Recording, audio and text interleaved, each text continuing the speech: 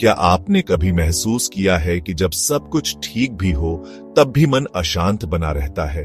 हम कुछ पाना चाहते हैं, कुछ बदलना चाहते हैं, कहीं पहुंचना चाहते हैं, लेकिन फिर भी एक बेचैनी बनी रहती है। ओशो कहते हैं, मन की अशांति का सबसे बड़ा कारण है भूतकाल और भविष्य में उलझे रहना। मन हमेशा या तो अतीत की स्मृतियों में जीता है या भविष्य की कल्पनाओं में खोया रहता है। जब हम अतीत को पकड़कर बैठ जाते हैं तो पछतावा और दुख हमें घेर लेते हैं। जब हम भविष्य की चिंता करने लगते हैं तो अनिश्चितता और भय पैदा होता है। इस पूरी प्रक्रिया में हम वर्तमान क्षण को पूरी तरह भूल जाते हैं और यही अशांति की जड़ है। ओशो कहते हैं, मन का स्वभाव ही चंचलता है।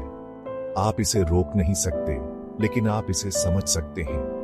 जब आप मन को रोकने की कोशिश करते हैं तो यह और अधिक उथल पुथल मचाने लगता है, लेकिन जब आप इसे देखने लगते हैं बिना किसी निर्णय, बिना किसी विरोध के, तो यह धीरे धीरे शांत होने लगता है।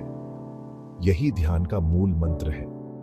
मन अशांत इसलिए रहता है क्योंकि उसमें इच्छाएं अनगिनत हैं।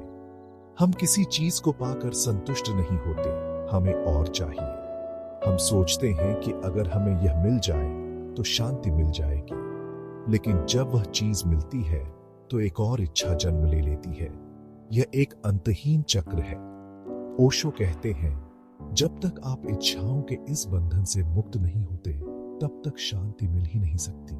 इच्छाएं जीवन का हिस्सा है, लेकिन उनसे जुड़ाव आपको अशांत बनाता है। अगर आप इच्छाओं को आते जाते देखें बिना उनसे बंधे हुए तो मन स्वतः ही शांत हो जाएगा। ओशो ध्यान को अशांत मन से मुक्ति का सबसे प्रभावी साधन मानते हैं। ध्यान का अर्थ है अपने मन को देखना, बिना हस्तक्षेप, बिना दबाव, बस एक साक्षी की तरह। जैसे ही आप मन को देखने लगते हैं, आप उससे अलग हो जाते हैं। तब आपको समझ आता है कि मन एक बहती हुई नदी की तरह है, जिसमें विचार आते और चले जाते हैं। अगर आप उनमें उलझे नहीं तो मन शांत हो जाता है। ओशो कहते हैं, जो वर्तमान में जीता है वह शांत है, जो भूत और भविष्य में भटकता है वह अशांत है।